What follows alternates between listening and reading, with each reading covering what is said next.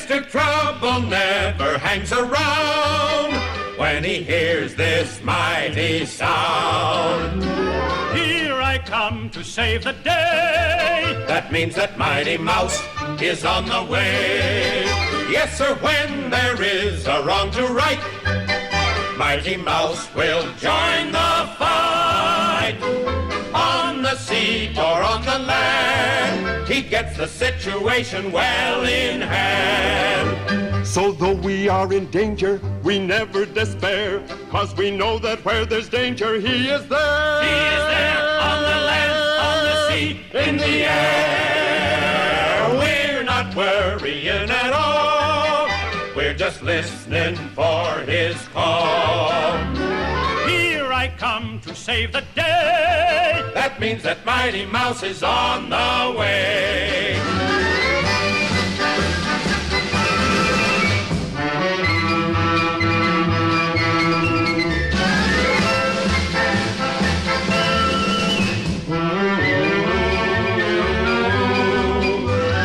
We're not worrying at all. We're just listening for his call. Here I come to save the day. That means that Mighty Mouse is on the way. 11ish. Good morning, everybody. How are you doing this morning? I am having a really busy one, and yeah, I'm not quite sure where to start with it. Really, I've got a list of things I want to share with you today. I've got an interesting day. I finished my temp work last night, my last day before I go to New York. I wanted to get in another 5 or 6 hours before I went away so that I've got some funds when I get back, because I always tend to take all of my money, what I've got, get it converted into whatever currency for wherever I'm going, and then when I get back I'm absolutely skint. So I've filled up the car with fuel, tip number one. And I've also put some money aside for my daughter's Christmas. Not my Christmas, my daughter's Christmas. I'm not bothered as long as I've got like a lump of cheese and a bottle of port. Christmas Day will be fine. I've got films. I'm set. I'm done. I've got actually quite a lot of work in the new year in January to do for a charity. So I'm pretty much set in terms of the direction of things, how they're going to be in the next 30, 60 days. I don't know if anybody else does that, but I kind of have a 30, 60, 90 day rough plan. Don't necessarily know how much money that's going to bring in, but I have a rough plan of what I'm going to be working on. Or at least I have been doing that ever since July. Mainly because of fracturing the wrist. I needed to know where I was going to be in a month's time or 2 months' time and how much money I would have. So it's kind of like having your own personal strategy for your own personal finances and work in general, I think. I want to quickly tell you about this this little contest thing that I put together about my bike. I've posted it in the chat as well. It's over on teamhumble.org. It's about winning my electric bike. I've been trying to sell my electric bike, and I mentioned this yesterday, for about 3 or 4 weeks now, and I've decided that actually I should turn it into a game, turn it into a contest. So it's kind of like a 1 in 5 chance of winning it. I've added a perk on a GoFundMe, and the GoFundMe is gofund.me/winmybike. And the idea is that we have 5 tickets, and the 5 tickets are £100 each. The first prize will win the bike. The second prize will get an Amazon card, 25 quid, and the third prize will get an Amazon card, 25 quid. So even if you come second or third, then you've only lost 75 quid if you don't win. And the way I look at it is that somebody, 1 in 5 chance of winning, is going to win a bike, electric bike for 100 quid, which I think is an absolute steal bargain. It's a bit of a gamble, because obviously you're up against 5 other people. But I'm turning it into a game in terms of it being interactive on Blab. I love the idea of people sitting in the chat, watching the game unfold, getting excited about their name being called, and then we're going to do 10 rounds. It's not just going to be like 1 round, spin the bottle kind of thing, right, you've won. We're going to do 10 rounds, and then the highest number of people, highest number of mentions, so say your name gets mentioned 6 times, then you obviously win, and then the second, third, etc. I think it'd be really cool, and I know it's kind of a punt, I know it's kind of a gamble to like put 100 quid in, but I kind of think it's an interesting way of doing it, and using the crowdfunding mechanism, but setting the perks levels so that you've only got quantity of 5, so that you can only actually sell 5 £100 perks. And then I get the money for the bike. I also get a bit of money in there for the Amazon vouchers, so it's all factored in. And then somebody can walk away with a bike for Christmas for £100, which I think is pretty epic, to be honest. Right, what else? So yeah, go and check that out. That's on the website. I've got a few things I want to talk about today. I made a little list. I've got like 10 things I want to mention today. And I'm going to quickly rattle this out because I've got Ella later on today from about 3 o'clock. I'm picking her up from school today because I'm going away at the weekend for a week. Obviously, I'm not going to get to see my daughter at the weekend, which I normally do. So I'm picking her up from school. We're having tea tonight, and I'm also going to do that on Friday night because I need to take a bunch of my technology and various things that I've got here and store it in my mum's, just so it's off-site and I know in the back of my mind that it's safe and secure. I need to make sure that I have my computer all safe and secure because that's kind of what brings me work and connection with the outside world. So I need to make sure that's securely stored away somewhere else. Yeah, so bunch of stuff that I need to talk about. Yesterday I managed to book in the work in the soup kitchens that we're going to do in New York City. I managed to sign up with that with the help of Dale. She managed to sign up because it was very American centric in terms of the form, in terms of details and phone numbers and all that stuff. And we've applied for, I went to the volunteer calendar and absolutely packed in advance in terms of the whole of December. I guess December's a very busy month for them in terms of volunteers coming forward, but I managed to get booked in on the Tuesday and booked in on the Friday. So I'm now looking for other food and startups and soup kitchens across New York that are different from the main one, which is, it seems to be the biggest one. They seem to have the biggest social media presence, and see if we can just fit in somewhere else, even if it's just interviewing startups or interviewing people who supply software to help the volunteering process, because I've not seen anything as good in the UK in terms of volunteering. They have a whole membership system. You can add your teams in. There's like a calendar that you can select and say, yes, we're going to turn up. And it seems to automate the whole process of people being booked in. And I presume that takes a lot of the weight away from the coordinators and allows them to actually get on and do the job of delivering on their promises and their work ethics, I guess. Because they've obviously got a job to do, and if they're just doing admin to sort out the volunteers, it takes up too much time. So really good use of technology here in terms of they get an update or an email saying you've got these people coming, and then I presume if she wants to, she can contact those people, or he wants to, they can contact those people, make sure they're coming and stuff, which I presume that's the reason why they needed a number. And that's why I didn't fill in the form, because I haven't got an American number. So yeah, we got that booked in. We're booked into the soup kitchens. We're going to be helping out in Harlem, which is 125th Street. So it's a bit of a train ride away, but you know, nothing that we can't handle. We'll be there about 10:30 till about 4, I think it is. And it's kind of prepping and cooking and feeding and all that kind of stuff. I think it's going to be seniors as well. I think there's going to be some senior citizens in there, which, you know, depending on the vibe, I'll read the vibe as a kind of brand. I'll have my brand advocate hat on, and I'll kind of read the vibe of the room in terms of, can we interview, or is it right or wrong to interview? Depends if somebody gets into a conversation with me and if they're comfortable with doing a little audio interview. Probably won't do video unless they're cool with that. I find a lot of people prefer the audio thing, and also a lot of people have a lot of stuff to share when it comes to food shortages and sort of rental hikes and living in the city and kind of the way that city has changed. So I'm really interested in capturing that stuff. Like, for me as well, not only just, you know, being philanthropic about the food distribution part, but also capturing the legacy of those stories, because I don't think we do it enough. There's so much information from previous generations that we're losing all the time.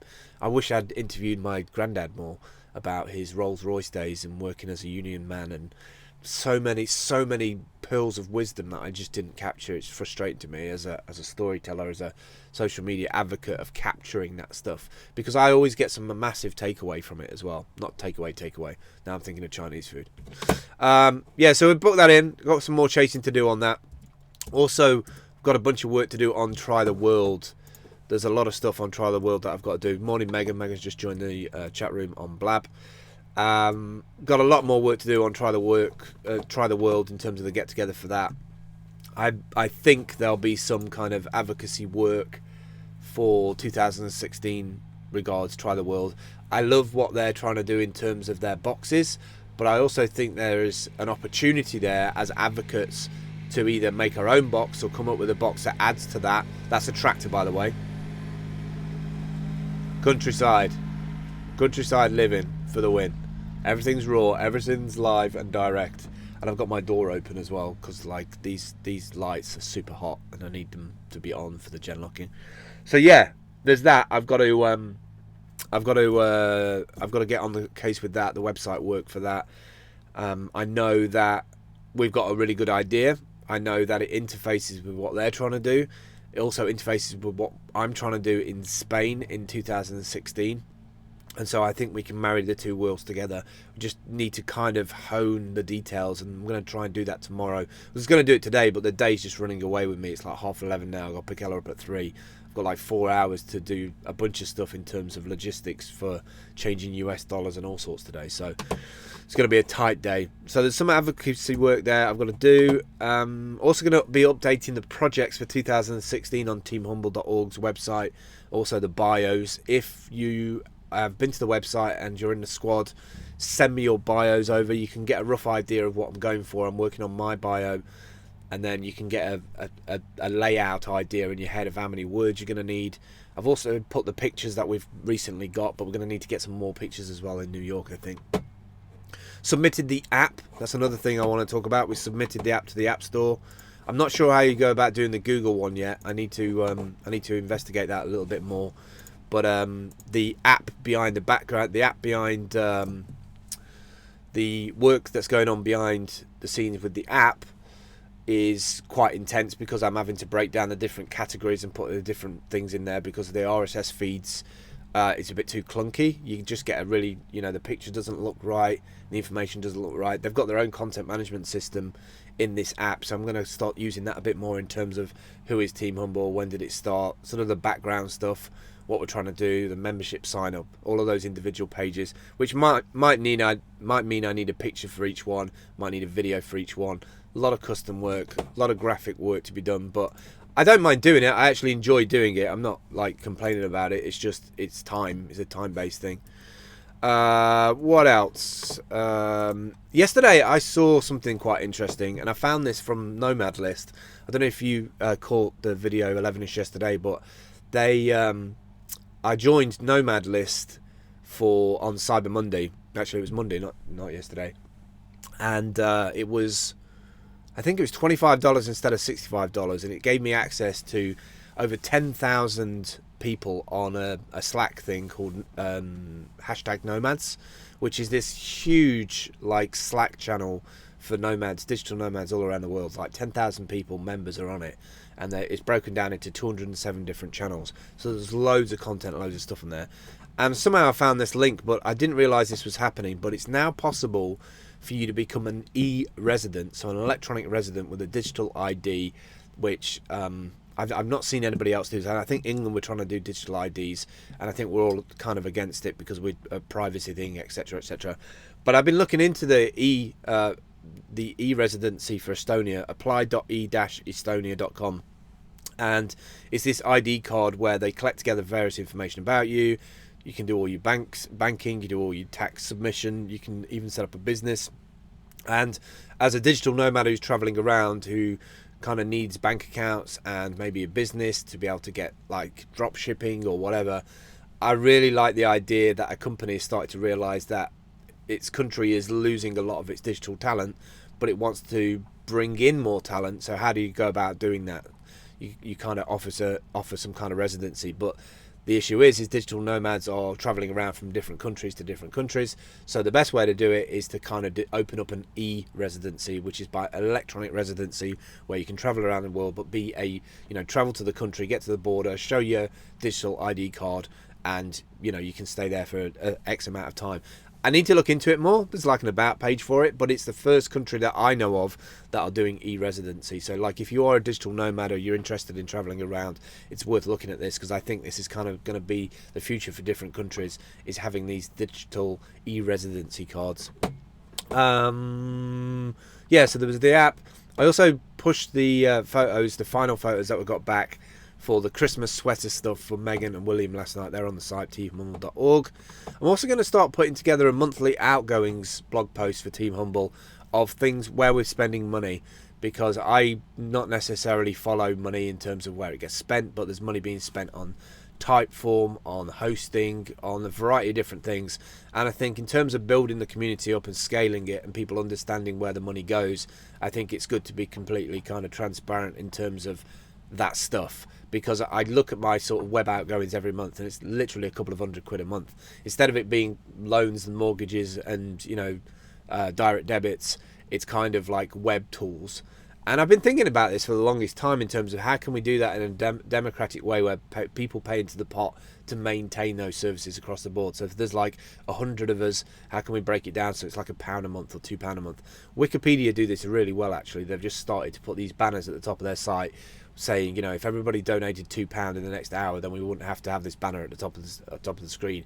So it's kind of nice how they're doing it in terms of not forcing you, but giving you a rough idea of, you know, if everybody on the site at that moment in time who was viewing that page put £2 in, then that banner would go away, which is kind of a cool idea in terms of momentum, getting people to actually put some money in. I think that's it, really. Yeah, try the world, Estonia stuff, updating about the projects. I'm going to get off now and get myself together. I've literally only had one coffee. I need to have some breakfast and stuff. And then I'm going to head out, get some dollars, get some clothes washed, have some food, pick Ella up. That's pretty much my day. Right, I will catch up with you tomorrow. Probably be on time tomorrow, 10:58. I'll see you tomorrow. Catch up with you soon. Bye.